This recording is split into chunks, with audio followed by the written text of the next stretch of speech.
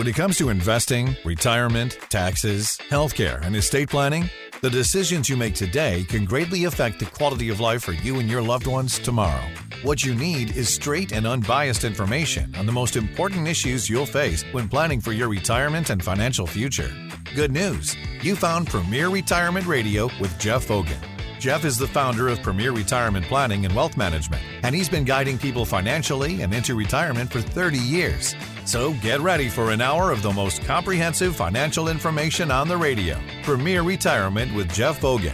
And now here's Jeff Fogan and Jeff Shade. Thanks so much. Welcome to Premier Retirement with Jeff Fogan, the radio show that gives you the straight talk and honest answers you need to help you reach your wealth management and retirement goals through smart investing and careful planning. On today's show, we're going to be talking about current events. We'll also answer listener questions and finally, what to expect during the first 5 years of retirement. My name's Jeff Shade, and as always, I'm just here to ask the questions, but the words of wisdom and solid advice, of course, they come from Jeff Fogan, founder and president of Premier Retirement Planning and Wealth Management here in Tucson and Mesa. Hey, Jeff, how you doing today? I'm doing great. How are you doing? I'm doing great, thank you. Always glad to hear that you're doing well, Jeff. I certainly hope our listeners having a great weekend. Certainly, we do appreciate you joining us each and every week for Premier Retirement. Jeff, let's dive into current events. Apparently, this past week, just a couple of days ago, Trump says that he now has a deal with China. It took him 48 hours in London to come up with this deal with Xi over there. We get minerals and magnets. They get students with the ability to attend U.S. universities. I didn't know that Chinese students had problems getting into universities, but I don't know. Do we really have a deal or not, do you know? And how is the market reacting to this so far? Well, the market's really been choppy. I think, when it first came out on Wednesday, the markets were rolling. I looked at my growth portfolio and everything was up. It was like, man, we're tearing it up. And then, by the end of the day, everybody's kind of looking through it like, wait a minute, that's not really a deal. It's more of a lip service. The president's, it doesn't matter what party or when it was, the last president talked a good game, just making it sound like the stock market was the only thing that mattered. And as long as it went up, then everything was good. And, I think Trump wants to do the same thing. I mean, he did when he was in office the first 4 years. And every president doesn't want the market dropping on their watch because it indicates that somehow they make it their problem. And the fact is it's been overvalued, overpumped up. I'm repeating the same old song, but it's going to crash on somebody. Nobody wants it to be on their watch, just like some of these tax cuts are going to have to be paid by something, and there's going to be some give and take somewhere. Nobody wants to make those compromises that'll balance the budget. Nobody wants to make those compromises that'll make Social Security more secure. Nobody wants to be the one in charge when that happens because they're going to get blamed for all the bad collateral damage that it causes. So I think a lot of this deal making, which, he said, oh, we got a deal. It was done 48 hours. They probably had McDonald's and Chinese food shipped in, had a little break and took a little nap and talked some more. 48 hours. I'm sure they didn't do it solid because, we saw a little excerpt of him doing other things. But supposedly the deal is done. There's a 50% tariff on some stuff. The college people get to stay here. He was talking about banning all foreign college students because of some of this crap going on with Columbia and Harvard and all these East Coast universities that are so woke that they're causing trouble. And it's mostly the foreign agitator students that are doing so. And I think, until he got a deal, Chinese students were also banned on that list. The other thing is Chinese students come here to not just learn stuff that somehow they can't learn in China. China has a great technology. They have got some stuff that is even better than ours and some that we have to buy from them because we don't make it as good. A lot of that is because they've stolen things. They've infiltrated our markets through sending students here that end up doing internships or have jobs here and end up becoming spies. So I think there's a certain level of understanding we have to have with that and know that if they send students over here, it's for learning and it's because they're going to pay the college tuitions and things that maybe the government's going to step back and not pay so much free stuff to these universities that they're going to have to pay their way. Maybe they'll help out some of the studies and the stuff that universities do give us as far as advances in technology, advances in medical understanding and things of that nature. But there's been an overabundance, in my opinion, of foreign students, especially from China and especially in the technology world. So I think it only goes back to say, all right, we'll keep letting them in if you keep giving us those things that we need, like the magnets and other things that are so abundant in China, but we can't really find other places. There are some things that we really need China for, and there's some things that China needs us for. The main thing China needs us for is consumption. We consume everything. We buy everything from China. They make all their money based on the fact that we're a rich nation and like 95% of the population can pay their own way. Well, maybe not that much, but we don't have a huge poor class like China. The majority of their citizenship is poor. And so they just have an elite class that hoards the money and the economic benefits of the country, whereas America tries to spread it out and make more people kind of lift everyone to the extent that they can. Unfortunately, a lot of that's come from handouts and welfare and things that enable people to be less productive than they should be. But bottom line is we consume a ton, and what we get taxed goes to help other people consume in America. So these foreign countries need us. They need the tariff deals to be worked out.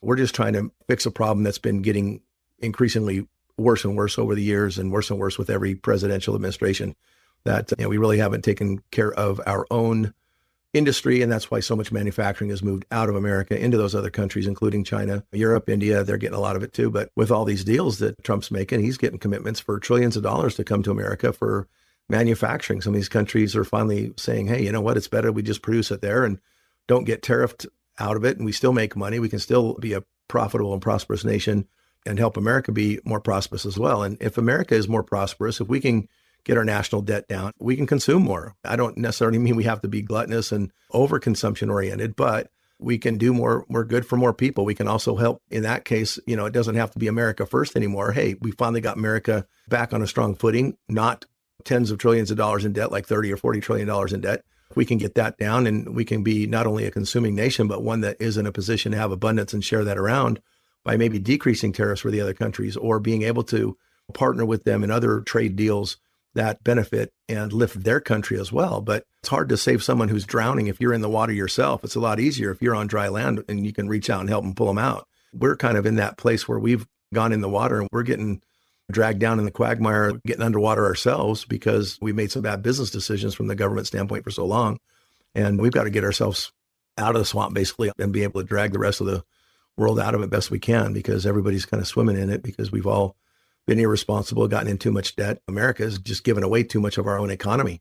Somehow the market's still doing well because it keeps getting manipulated and propped up. But if it was a true reflection of the economy, I don't think it would be where it is. With our expectations of what Trump can do and what he's expecting to do himself, I think he'll create an economic foundation that should support the market at its present levels eventually. I don't think it supports it now, and I don't think it's going to be anytime soon. I still think we have a lot of recessionary risk. We have a lot of headwinds, not tailwinds, but headwinds. I mean, we just looked at the market this week, getting close to its all-time high in December. And by the way, year to date, the market's still down. Every index is down from its high as of this week. And it's just knocking at the door of getting past or making an all-time new high. If it does, maybe that'll give some confidence to the market. But it seems like every time we try to get back to that level of resistance, the market gets soft and tanks again. Just like on Wednesday when the trade deal was supposedly finished, the market looked happy. And as it approached the high on the S&P and the Dow and other indexes, it fell apart and all the indexes were down by the end of the day. And so we're seeing choppy markets since then. It goes up, goes down. There's no clear direction other than sideways for the last 6 or 8 months. I think we're just kind of waiting to see how this economic foundation gets rebuilt. I think the trade deal with China, as much as it probably isn't a final deal, it's at least a good start. It at least gives a groundwork or a framework from which to work and to add more of the details as we go. But I don't think Trump saying, hey, the deal is done means it's done. I think trade deals are an ongoing thing. If you're president for 4 years, you're going to have 4 years of negotiations. I don't think anything's going to just be plunked into place and all of a sudden on Wednesday in the middle week of June, somehow we got the deal done. I'm not pessimistic about it. I'm just realistic and think, yeah, okay, that's a good start. Every time we have a good start or every time we think it's going the right direction. And I think a lot of that might have been just lip service to try to keep the market heading towards those all-time highs and trying to break out and set new records so that Trump can look good going into the summertime, which is usually a weak time in the market anyway, and say, hey, no worries. Look, we're not having a recession. The market's doing great. Well, the recession really happens when people can't afford to buy a new house if they need it. They can't afford to buy a new car because interest rates are too high and they don't have enough cash to do it. Banks won't loan them money because banks are scared to lend money because they have an all-time default rate right now on everything from mortgages to credit card debt. People are not net savers anymore. They're net spenders and their net credit increasing as a whole, as a nation we are. So, we've got to keep that in mind. We're not out of the woods yet. I think we're heading the right direction. I think if I wanted anybody in charge to try to head up and try to get us out of the mess that we're in, I'd rather have Trump out there based on anybody else who's even come close to running for office. So, hopefully he'll get the job done. Hopefully the trade deal is a great start and it'll just build better from there and the rest of the world will come around and we'll be on good footing and move forward and the market will reflect a strong economy as we go forward. I just don't think it's going to be this week, this month, or maybe not even till the end of summer, maybe not even till next year before we really see the light at the end of the tunnel getting close. But we do know that there is light down at the end of the tunnel and we're heading towards it in the right direction.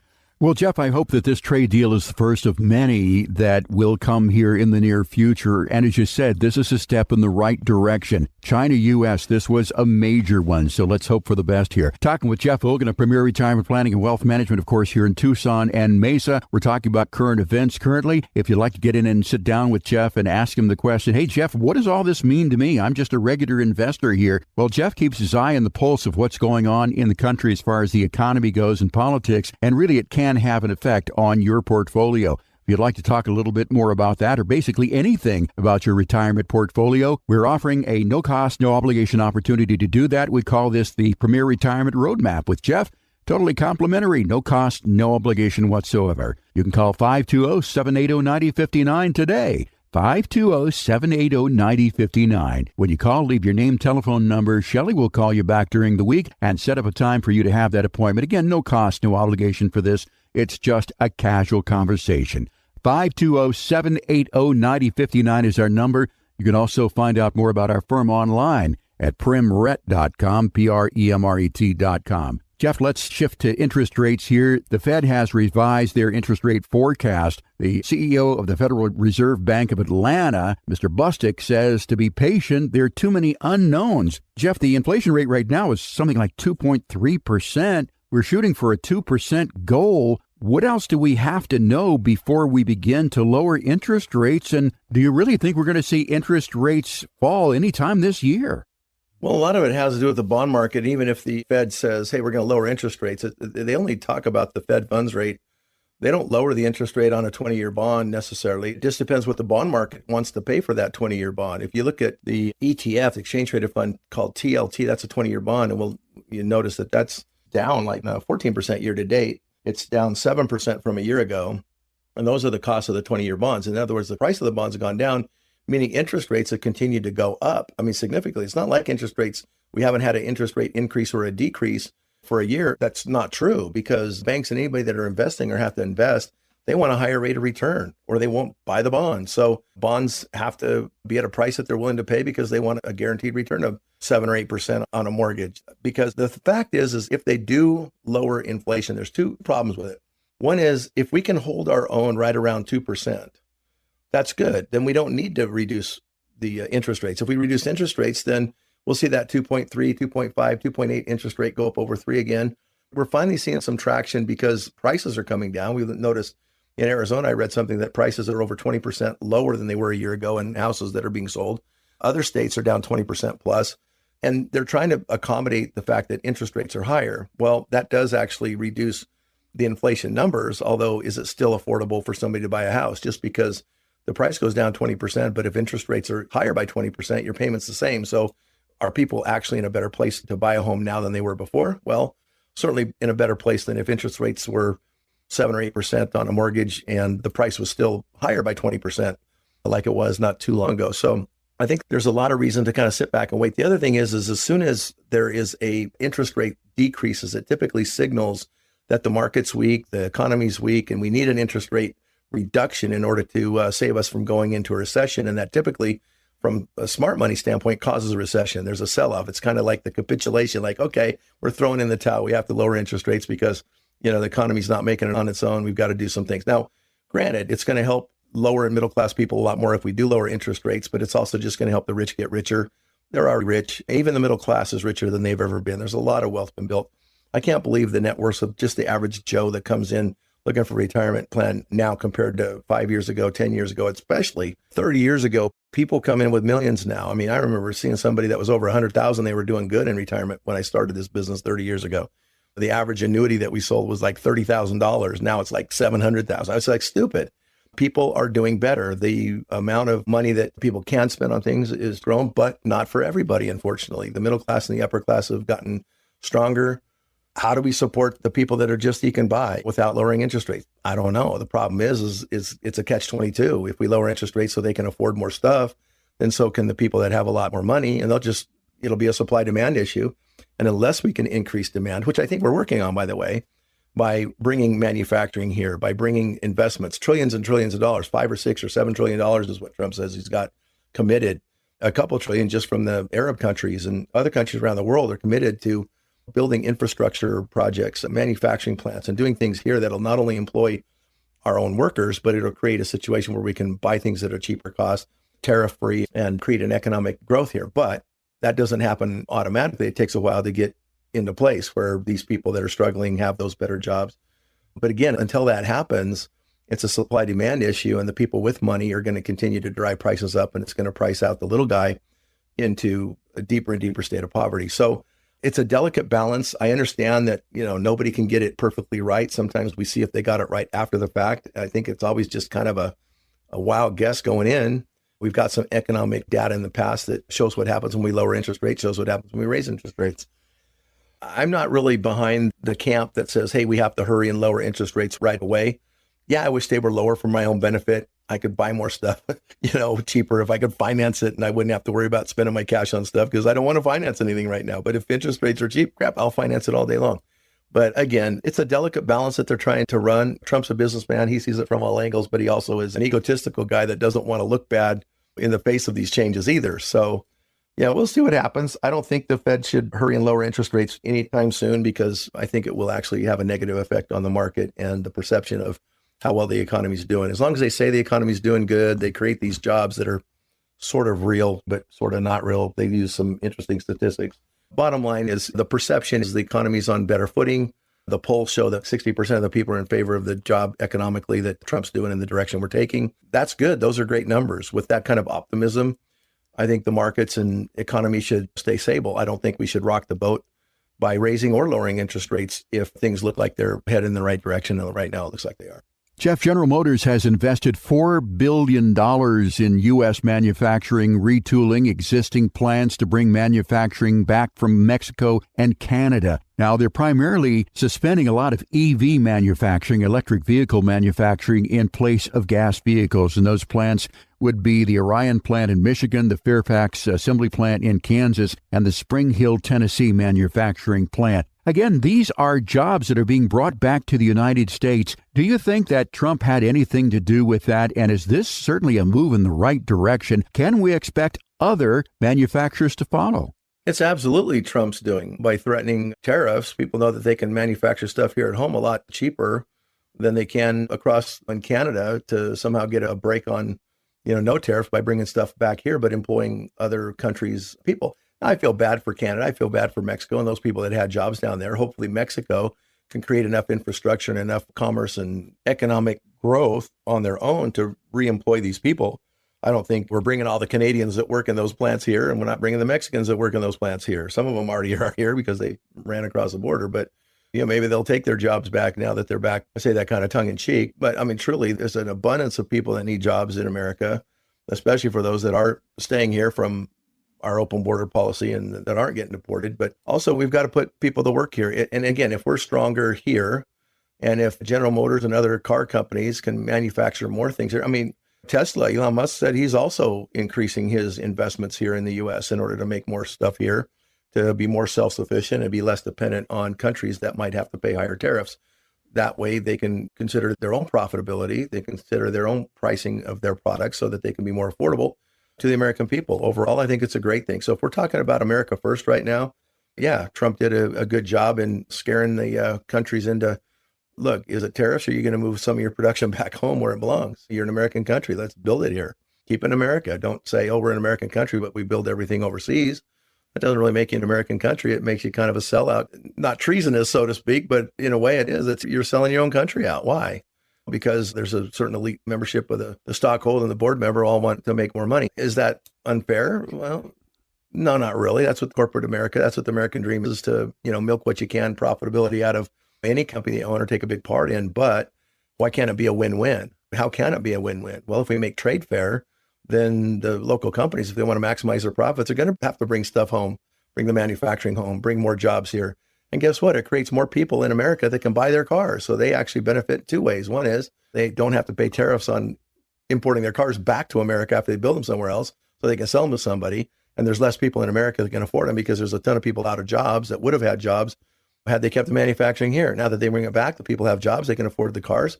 GM will probably sell more cars. I don't know if they saw the big picture as well as I think Donald Trump might, but I think there's people that do see the global picture, even with the America First agenda. And it's kind of nice to feel like America is not just trying to support everybody else. It's like I mentioned earlier, being underwater. I mean, if we're underwater and our feet are on the bottom, but we've got everybody else on our shoulders, when do we get to come up and take a breath? Pretty soon we're going to die. We can't stay down there forever trying to lift everybody else and make sure that they can swim and their heads above water. We got to get our head above water, and even better, not just get our head above water, we got to get on dry land and pull them all out so we can all be on safe ground.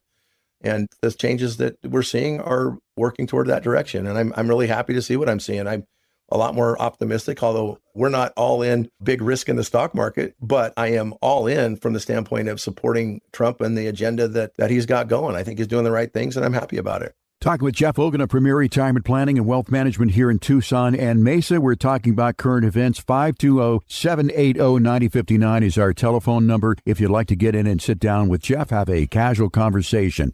Jeff, you were talking about GM bringing manufacturing back to the U.S. $888 million is what GM is spending to build a plant in Tonawanda, New York, that's near Buffalo, to build their new V8 gasoline-powered engine. They're replacing a lot of their electric vehicles because, Jeff, nobody's buying them. What's up with electric vehicles? We thought that was going to be the wave of the future, the wave of now, but apparently the American public says, we're not so sure.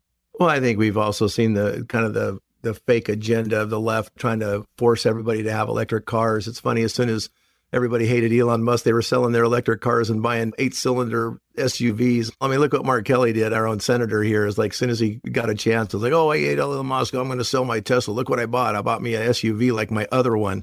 Like, really? If they're really worried about climate change and the fact that SUVs are dangerous, I mean, they basically showed their hand and showed how it's just all fake and it's a method to control people and to gain more power. So I think people are relieved that they don't have to buy those electric cars. If you look at the environmental impact on what it takes to build an electric car, I think it's worse, especially if you look at like landfills having those old dead batteries. If you're looking at how much actual pollution it causes just to build a battery for an electric car, I don't think there's really that good of a trade, especially when you have to go to a charging station. It's powered by a pump being run by diesel. It's like, what's the difference? I mean, just put the diesel in your car and go, and not sit there and wait 2 hours for your car to charge in order to get back on the road again. I think people have seen the inconvenience of the electric cars. I think it's great if you can drive one and it makes sense to you. Use electric. It's a diversification of all the power models. And we should have solar cars. We should have electric cars, gas-powered cars. I personally like gas-powered cars. I love the rumble under the engine. I think everything I own is over 600 horsepower. I love the sound of that. Now, I understand you can get more horsepower out of an electric engine if I wanted just a G-force takeoff. Yeah. But it doesn't sound good, So, I mean, that's my preference. I'm glad the government isn't forcing me to get rid of it. So, people, I think, finally say, we don't have a mandate. Well, we don't have to go to electric cars. Good, I can do this. And also, if we're going to have an energy efficient world, especially in U.S., if we're going to drill, baby, drill, if we're going to still be doing business with Canada, who has unlimited stores of oil reserves up there, we've got Alaska, we can start drilling again. We've got the U.S. has more oil that hasn't even tapped. Fracking is actually a good thing as far as I know. It has its environmental, questionability, but I think overall they've got technology that can continue to tap those reserves longer than anybody on this planet or any foreseeable future generation was going to run out or ruin the world by using what God gave us to power things. And I think it's awesome. There'll probably be some new things that come along besides electric, or besides lithium batteries, and besides solar and other energy sources. I mean, as technology grows, we'll get new things, but let's not force everybody's hand on what kind of a car to drive, or heaven forbid, what kind of gas oven you can or can't have in your town. Isn't America the land of the free where we get to choose? That's what makes America great, not to have dictators telling us what we can and can't buy. And it's funny they call Trump a dictator, even though he's the one that's trying to undo all those things that are so tyrannical that make us buy exactly what they say we have to buy and have. But he's apparently the dictator and the guy ruining democracy. I think the voice has been spoken. He got elected for a reason, by a vast majority, a landslide, a mandate, so to speak. It's true. And I think we finally get to do what we want. So let's build some more gas-powered plants. They can't sell those electric cars anyway. They lose money on them. They can't be competitive with the electric cars coming out of China. And if the tariffs end up getting settled at a reasonable rate, China's still going to compete head-to-head with us. I think that's part of Elon Musk falling out. They didn't really like the idea that they're not forcing everybody to have electric cars. Maybe that was part of the way Elon got butthurt about him and Trump. But bottom line is, I think it's all good. I love gas-powered cars, and I'm glad GM's still pursuing that endeavor. That's what made GM great, and I hope they stay great making 8-cylinder, high horsepower, real cars. Talking with Jeff Hogan of Premier Retirement Planning and Wealth Management here in Tucson and Mesa about current events. Again, 520-780-9059 is our telephone number if you'd like to sit down and have a casual conversation with Jeff about these current events or basically anything that has to do with your retirement. Premier Retirement is a full-service financial planner, not limited in scope at all. We've got a lot of tools in the toolbox. 520-780-9059. You can also find out more about us online at premret.com. Jeff, time for a break here on Premier Retirement. When we come back, listener questions and more when our program continues on 790 KNST, Tucson's most stimulating talk. You can't start a trip you've never taken without a plan, and you can't start your retirement journey without a comprehensive plan to get there safely. To request your no-cost Premier Retirement Roadmap, call 580-780-9059 or request it online at premret.com. Now back to more Premier Retirement with Jeff Hogan and Jeff Shea. We really appreciate you joining us each and every week for Premier Retirement here on 790 KNST, Tucson's most stimulating talk. Our program, of course, is called Premier Retirement. We're on for you 4 times a week, Saturdays at 7 a.m., 9 a.m., and 1 p.m., also Sundays at 11 a.m. If those times are not convenient for you, once again, you can always find us on our podcast. Go to wherever you get your podcast, search for Premier Retirement with Jeff Hogan. You can also Google Premier Retirement with Jeff Hogan. You'll find this show and all of our past shows so you can stay on top of your journey towards a confident retirement. Once again, our telephone number 520-780-9059. Listening to the program today, our conversation resonates with you. You'd like to sit down with Jeff and talk about your individual situation, problems that you may have. We have some solutions for you. But you never know until you talk with Jeff. 520-780-9059 to set up a casual conversation with Jeff at no cost and no obligation. Jeff, time for listener questions. We'll kick it off this week with Howard listening to us in Tucson. Howard says, I'm 64, soon to be 65. I plan on retiring at the end of this year. What should I do with my 401k when I retire? Should I roll it over, leave it where it is, or something else? 401ks are really just a stock and bond portfolio. If you like doing it yourself and you love the choices in the 401k, keep it there. No big deal. Problem with that is you're really limited to what you can do. And most people don't understand that there's more to life in the investment world or the retirement planning world than stocks and bonds. I mean, if your 401k offers, let's say you have 50% stocks because you want to reduce your risk, and you have 50% bonds. And let's say you retired 3 years ago in 2022, you had a horrible market. The market went down 25%. Since then, the bonds have been down 20 or 30% and haven't really come back yet. So if the stock market's come back and grown a little bit. So even if you had a 50-50 program 2-3 years ago, you still haven't made any money because the stock market does offer volatility. And even if you think you're reducing risk, you put those funds from the stock market into the bond market, the bonds can go down if interest rates go up. I think the interest rates may be done going up, but how do we protect against the same thing that happened a few years ago happening again? How do we protect you from having a lost decade like we did from 2000 to 2010, where there was zero gains in the S&P or the Dow? They were flat for 10 years because there was 2 market corrections, one after the dot-com bubble burst and one after the banking crisis burst, when they were faking out mortgage portfolios and loaning money for houses to anybody who could breathe and then selling them as if they were A-rated, not going to default. And then they defaulted. The market crashed, everything went bad again. So if you're trying to retire with a 401k that's invested in stocks and bonds, those 2 scenarios don't look good. And if you're going to retire for the next 30 years, I can't say guarantee, but I would bet that you're going to have more scenarios like what we've just seen. Shoot, we just had a 20% drop in the market just a few months ago in April, and then it came roaring back because they decided to make a trade deal or pump the market again.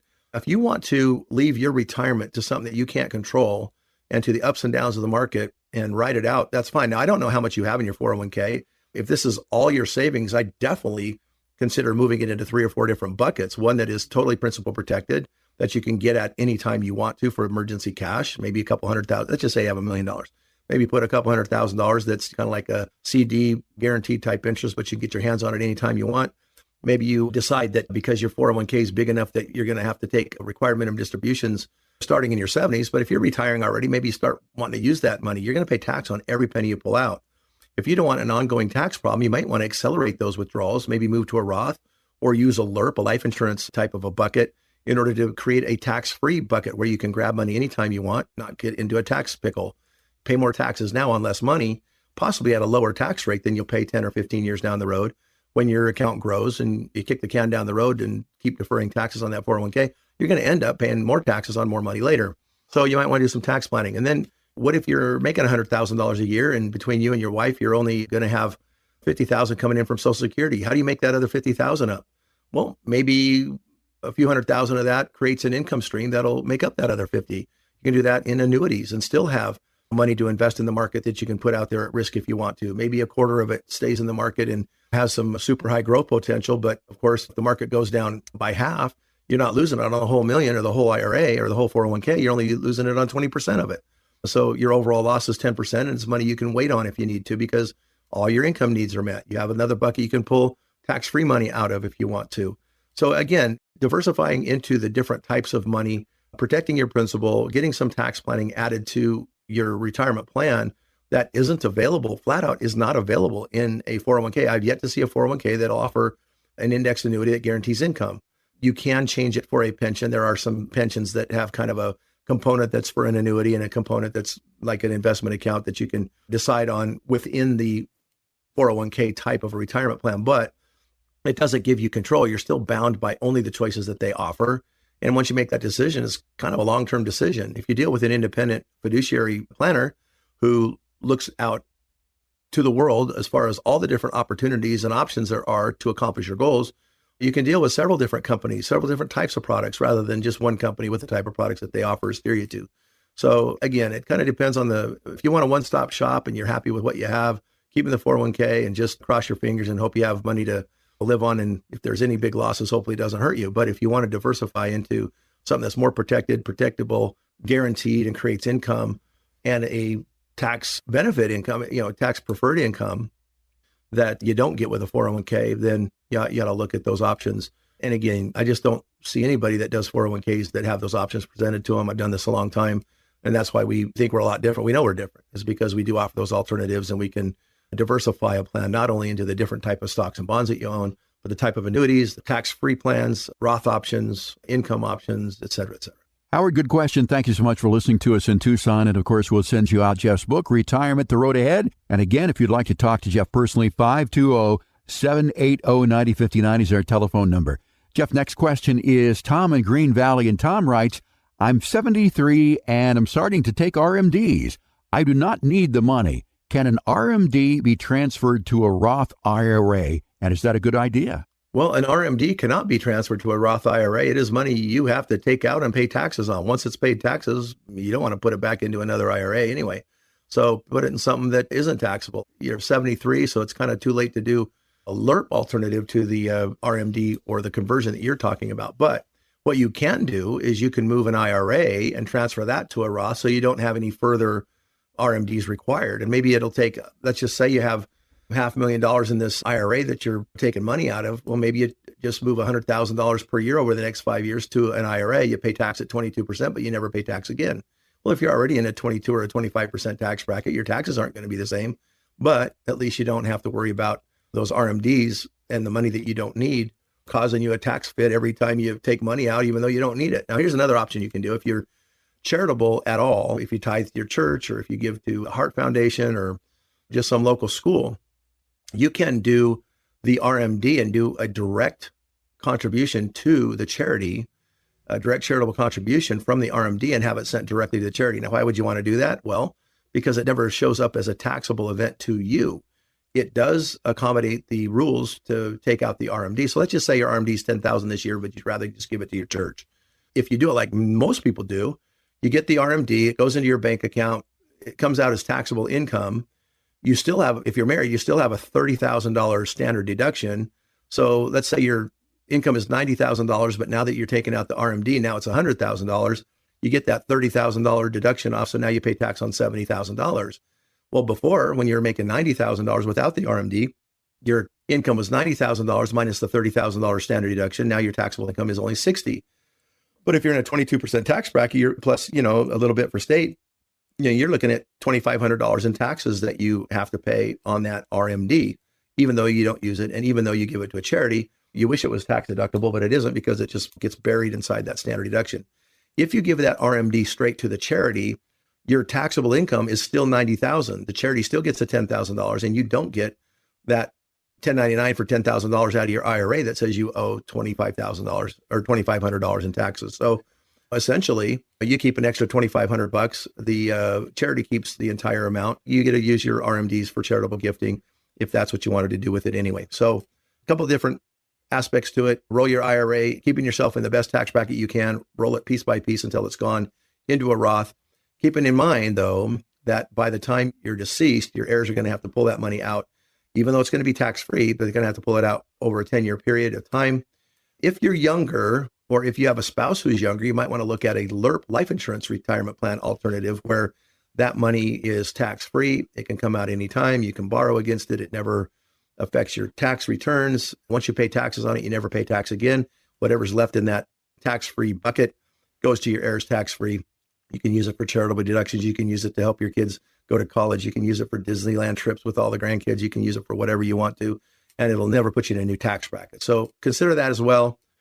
Roth conversions, LIRP conversions, direct contributions to charities, and there's probably 10 more I could talk about, but we've only got so much time. Tom, thanks for listening to us in Green Valley. Good question. And, of course, we'll send you out Jeff's book, Retirement, The Road Ahead. Again, you can talk to Jeff in person, 520-780-9059. Certainly, Tom, there's no cost and there is no obligation for that.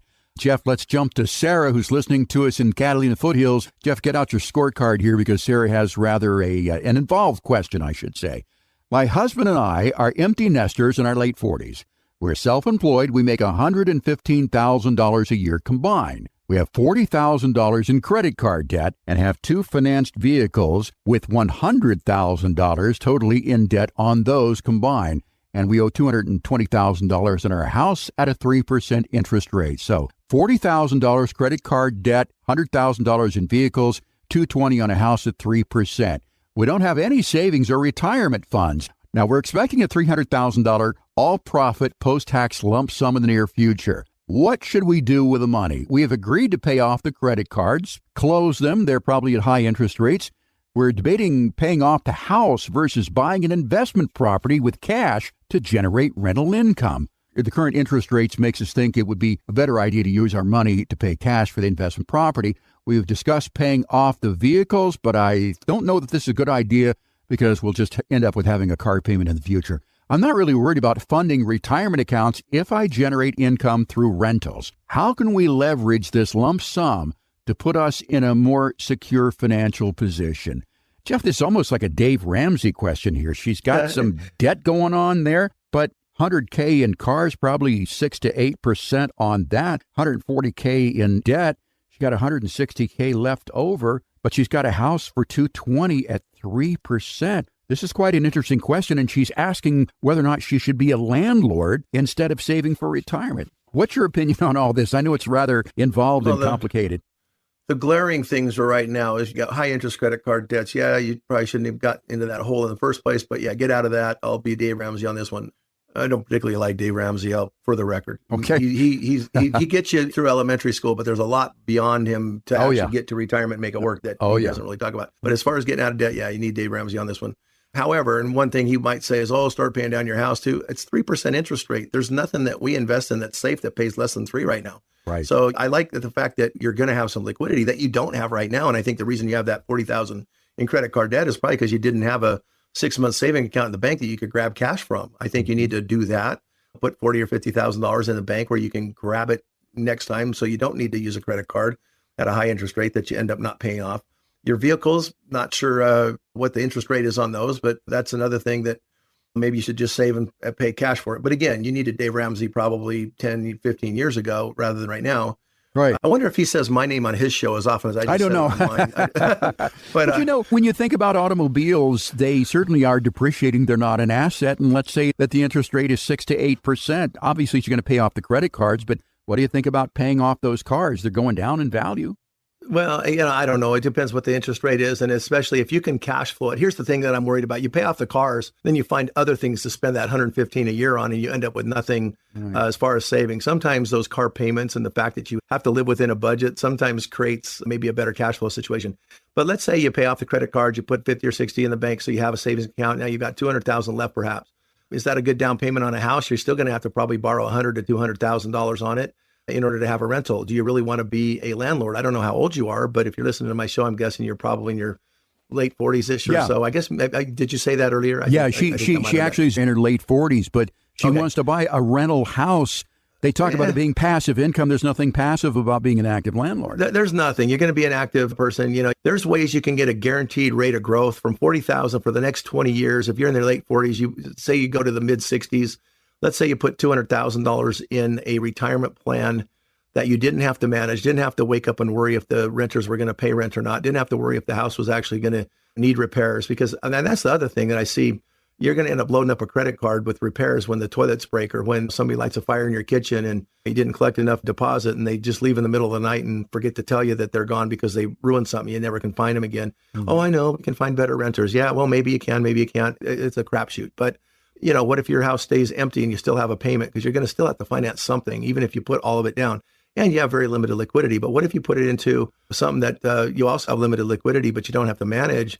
And guarantee would be worth, let's say, somewhere in the neighborhood of $600,000 for an income, maybe $40,000 or $50,000 in guaranteed retirement income, and you didn't have to manage it. Now, could you guarantee that house is going to grow by $600,000? You could do it later and do the same thing. In the meantime, do you have the extra time to break even based on the cash flow of a 7 or 8% mortgage on a investment property? You probably don't even get that good of a rate right now. You could hope that in the future we could refinance. Maybe you can. It just depends what banks are lending on based on your income. It looks like you're spending everything you make anyway. Otherwise, you wouldn't have the credit card debt. So are lenders going to be happy about loaning you money? I think you have a struggle acquiring a loan for that rental property anyway. I don't think you can find one for a couple $100,000. I think if you're getting $500,000 or $600,000, we'd have a different discussion where you could do a little bit of everything. But $300,000, I don't think that's enough to pay off your debt, be in a financial stable position, and take on the risks that are involved and the work that's involved with a rental property at this point. I think maybe if interest rates were 3% and you could borrow it for a rental property and know that you have a positive cash flow, that might make more sense.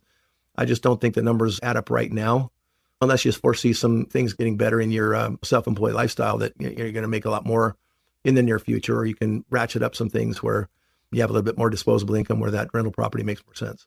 But I think some people who have rental properties, or at least a lot of people, say, well, I'm making like 8-10%, but look at the bottom of Schedule E on your tax return. That really shows you're not really making an 8-10%. It's more like 2% when you figure in everything that you spend on these rental houses. As you said, there's a lot of deferred maintenance and any number of things coming up. But, there's no such thing as passive real estate if you're an active landlord. Now with REITs and DSTs, Delaware Statutory Trust, it's a little bit different story. But this was an interesting question. I think we can agree that she should pay off the credit cards, $40,000, get those out of the way. I'm for paying off the cars, but you've got to have a change in attitude. This is a personality change. You got to just say, listen, I'm just going to pay cash for cars. It leaves $160,000 left over. So I'm with you. I think there's some better uses for $160,000 than putting it down on a house. Thank you so much, Sarah, for listening to us, and we'll send you out Jeff's book, Retirement: The Road Ahead. If you've got a question for us, get it to us two ways. You can go to primrat.com, use the contact page there. We'll get it that way, or you can call it into Shelley, 520-780-9059. Shelley will take it down. If we use it on the air, you'll not only get a good answer, but you'll get Jeff's book, Retirement: The Road Ahead. Also, if you've got questions about your retirement, you'd like to have a casual conversation with Jeff, the same number, 520-780-9059. Call that number this weekend. Leave your name, telephone number. Shelley will call you back during the week and find a convenient time for you to sit down and talk with Jeff in person or by phone. 520-780-9059, no cost and no obligation for that. Jeff, let's continue on to our last topic here. It's what to expect during the first 5 years of retirement. Of course, the 5 years before retirement, those we call the retirement red zone. The first 5 years after really could be the red zone. But what should people expect during that first 5 years of retirement, Jeff? Well, I think you have to kind of realize that you have a new budget. You're going from saving money to spending that money you saved. There's a utopian philosophy that, if I save enough and can just spend just the interest and never get into principal, I'm doing great. Well, that would be great if you can, but most people save that money. I mean, if you got $1 million or $2 million in a 401k that you save, why can't you spend a little principal over the next 30 years? I don't have a problem with that.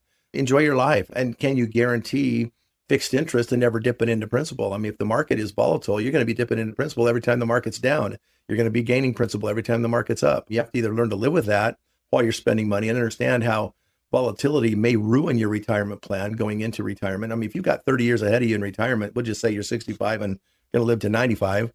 You might go longer than that. You might go, maybe you're younger when you retire. Maybe you're old and you still live longer. I don't know. But 30-year retirement is probably a good number to at least look at for realistic purposes.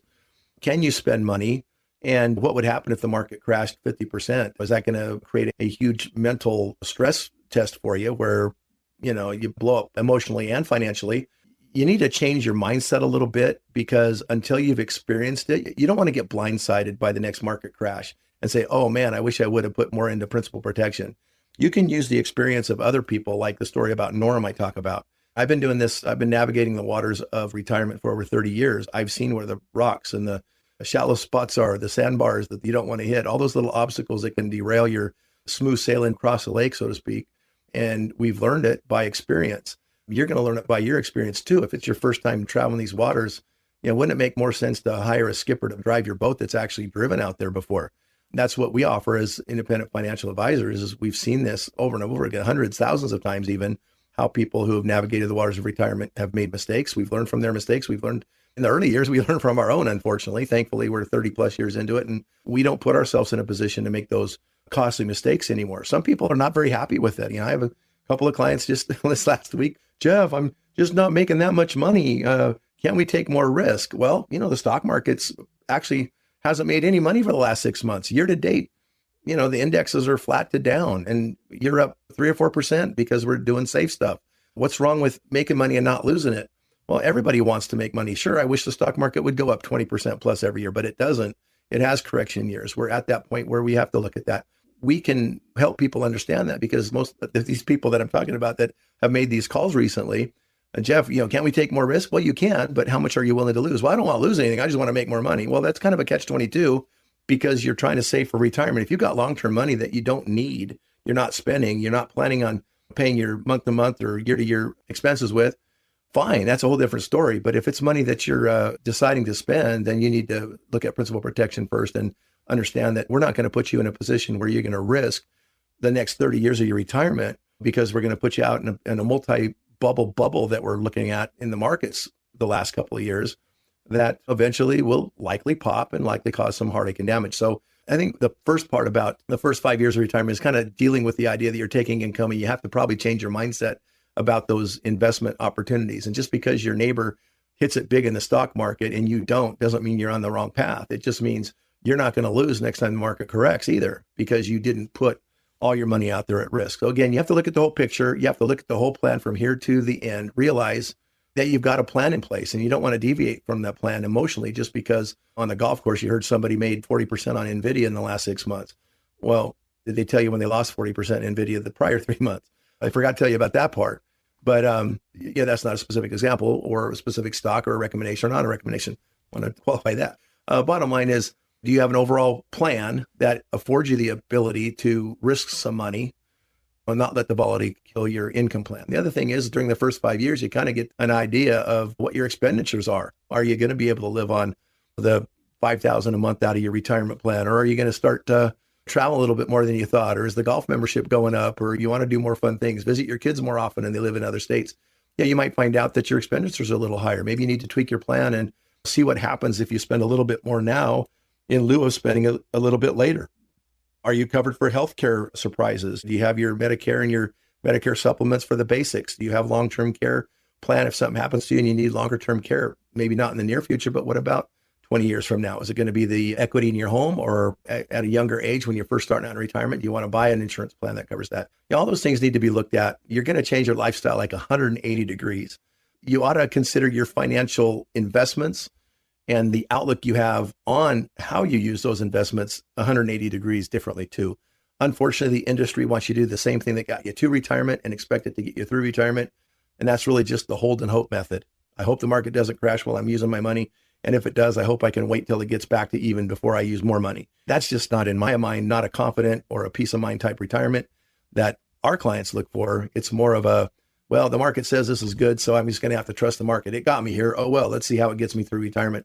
We have a different philosophy. It's, yes, the market got you there. Let's protect your life work and make it last and not take those risks that the market offers so that you don't have to lose it or readjust your plan down the road by some big surprise that happens. Jeff, good advice here. And once again, I want to remind our listeners, 520-780-9059 is our number. You're listening to the program today. You've been hearing what Jeff has been talking about. If his thoughts and his opinions resonate with you and you want to have a casual conversation with Jeff about your journey towards a confident retirement, you can call us here at 520-780-9059. Set up an appointment to talk with Jeff on a one-on-one basis. Again, this is just going to be a casual conversation with no cost and no obligation.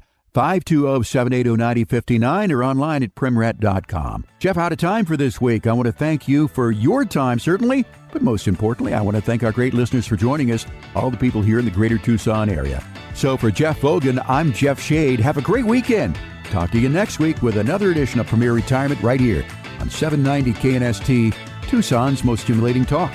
Investment advisory services provided through Premier Wealth Advisors, LLC, an Arizona state-registered investment advisor. Securities transactions are placed through TD Ameritrade. Insurance and annuity products are offered through Premier Advantage Inc., DBA Premier Retirement Planning and Wealth Management. Investing involves risk, including the potential loss of principal. Any reference to protection, safety, or lifetime income generally refer to fixed insurance products. Insurance guarantees are backed by the financial strength and claims paying abilities of the insurance carrier. The show is intended for informational purposes only and is not to be construed as advice or recommendations. Due to show format, accuracy, and completeness cannot be guaranteed. Premier Retirement and its representatives do not provide legal or tax advice and may only conduct business with residents of states and jurisdictions where they're properly registered.